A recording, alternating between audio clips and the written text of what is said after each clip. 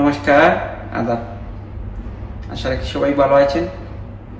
আমি পরীক্ষিত বালার একটা ধ্যাতত্ব গান আপনাদেরকে এক কলে শোনাবো। ঠিক আছে? আমি কোনো ক্লাসিক্যাল সিঙ্গার না, আমি নিয়মিত শিল্পী না, এমনি একটু গেয়ে শোনাচ্ছি আপনাদের। ভালো লাগলে লাইক কমেন্ট শেয়ার করবেন। ঠিক আছে? আর কত কান দাবে রে দয়াল, আর কত কান দাবে রে,